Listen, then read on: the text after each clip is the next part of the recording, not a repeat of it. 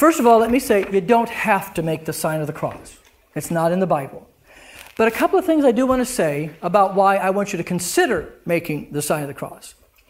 First of all, this is a very ancient custom. It really chaps me. Sorry about my slang. It really chaps me when we let the Roman Catholics have this practice. Why is it only the Roman Catholics get to do this? Okay, now here's the setup for this. Making the sign of the cross is not one of those objectionable teachings that developed in that period from 500 to 1,000, like Purgatory and Pope and Mary and all. No. We can trace making the sign of the cross back to at least 180.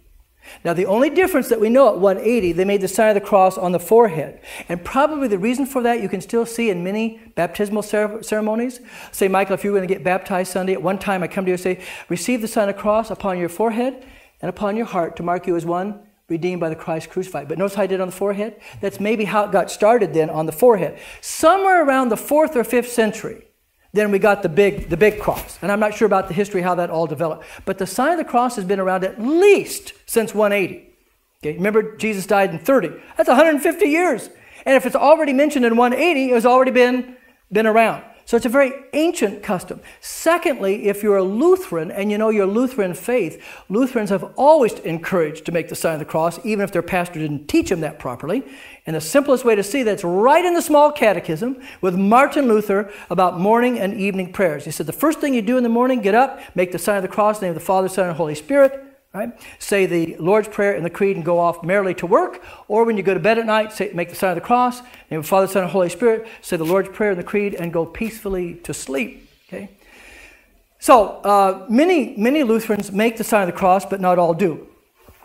In this church, we do make the sign of the cross, but not everybody. And those who make the sign of the cross don't look down on those who don't. Like, how come you're not making the sign of the cross? And those who don't make the sign of the cross don't say, Michael, why are you actually acting like a Catholic? This is the Lutheran church. None of that happens here. Because it's up to you what you do with this. So why would you make the sign of the cross?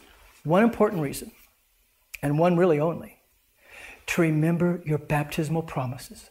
That's the reason to make the sign of the cross. Now, if you can remember your baptism and its promises in a different way, more power to you. But that's the historical development behind. Because what words were spoken over you in your baptism? I baptize you in the name of the Father, Son, and Holy Spirit. So this is to remember your baptism and its promises. So real quickly, and then I'm almost done. We can review this if we need to. So you make in the name of the Father, Son, and Holy Spirit. And it doesn't matter which shoulder you begin with. In the Eastern Orthodox Church, I think they start with the right shoulder. In the West, we start with the left. It doesn't matter. It's not in the Bible. Okay? So you just start at the forehead, go to the chest. I go to the left and the right and back to the chest. In the name of the Father, Son, and Holy Spirit. Amen. And this, I'm going to tell you what I say. You don't have to say this, but you can think about it. Every morning and evening, I make the sign of the cross in the name of the Father, Son, and Holy Spirit. And this is what I say as I'm sitting on the edge of the bed. I am a baptized, forgiven child of God, united to the death and resurrection of Jesus Christ. His victory is my victory. That's how I start every day, and that's how I end every day, because those are God's promises to me in my baptism. So that's what this Kids in the Divine Service is all about. You can kind of look at that, and we can maybe do some more during the review. I don't want to keep you much later there. Steve, very quickly, and then I have to let everybody go. Yeah, I know when I was thinking about it in the program to, Catholic students, and you had to make Santa Claus whenever we passed Catholic Church. So. Yeah. Now, see, this is sometimes the reason some Protestants or Lutherans reject the sign of the cross is because in the history of the church, the sign of the cross has been abused and misused in very superstitious ways. And of course, we wouldn't support that. But just because it's been abused, right? Like if somebody stole your car and did something bad in the car, there's nothing wrong with the car, right? Well, nothing wrong with making the sign of the cross just because people use it in a bad way.